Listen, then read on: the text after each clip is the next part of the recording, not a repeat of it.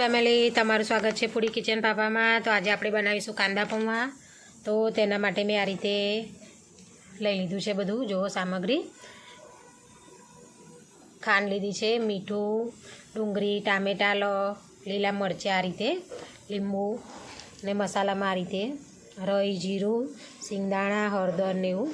આપણે તેલની જરૂર પડશે અને આ રીતે પૌવા લઈ લીધા છે। તેલ મૂકવા માટે આપણે આ રીતે કઢાઈ લઈ લીધું છે। હવે તેમાં આપણે તેલ રેડી દઈશું, આ રીતે સિંગ તેલ। હું સિંગ તેલમાં બનાવું છું તેટલા માટે। તેલ ગરમ થાય એટલે આપણે તેમાં રાઈ, જીરું નાખી દઈશું પહેલાં।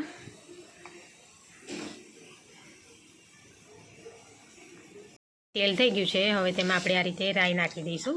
રાઈ થોડી તતડે એટલે તેમાં જીરું નાખીશું।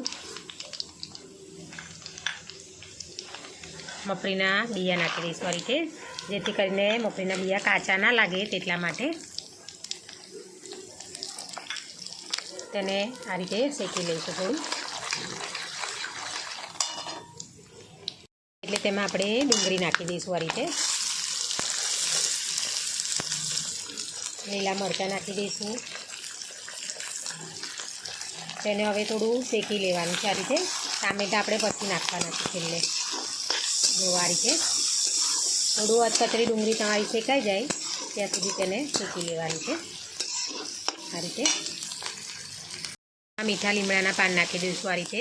જો તમે પહેલાં મીઠાના લીમડા પાન નાખશો તો તમારા બળી જાય, તેટલા માટે આપણે ઉપરથી આ રીતે નાખી દેવાના, એટલે લીલા અને તાજા રહે સરસ, તેની સુગંધ પણ સરસ આવે છે। પછી પહેલાં જો તમે તેલમાં નાખશો તો બળી જશે તમારા પાન મીઠા લીમડાના, એટલા માટે આપણે ઉપરથી એડ કરવાના છે આ રીતે।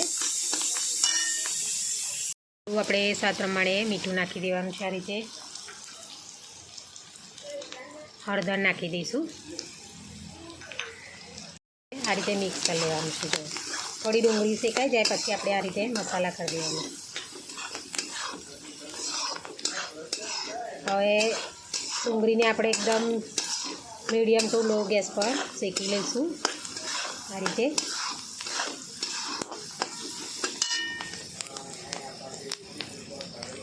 ડુંગળી શેકાવા માંડી છે, ત્યાં સુધી ડુંગળી શેકાય ત્યાં સુધી આપણે પૌવાને 4 થી 5 પાણીએ ધોઈ લઈશું। પૌવા પણ આ રીતે ધોઈને રેડી કરી દીધા છે, તેને 4-5 પાણીએ ધોઈ લેવાના। આ રીતે થોડી આપણી ડુંગળી અધકચરી શેકાઈને રેડી થઈ ગઈ છે। હવે તેમાં આપણે ટામેટાં નાખી દઈશું આ રીતે, તેને પણ હવે મિક્સ કરી દઈશું, આ રીતે શેકી લેવાના છે। ગેસ આપણે મીડિયમ ટુ લો રાખવાનો છે, બહુ ફૂલ ગેસ નથી રાખવાનો કે બહુ ધીમો નથી રાખવાનો આ રીતે। હવે આપણી ડુંગળી પણ શેકાઈને રેડી થઈ ગઈ છે। હવે આપણે જે પૌવા પલાળીને ધોઈ રાખેલા છે તે નાખી દઈશું અંદર આ રીતે।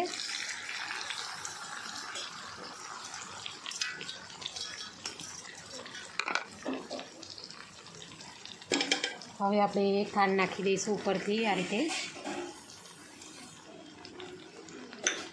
લીંબુનો રસ રેડી દઈશું, કાઢીને રેડી રાખ્યો છે મેં તે। હવે તેને મિક્સ કરી લેવાનું છે, જો આ રીતે મિક્સ કરી દઈશું તેને। હવે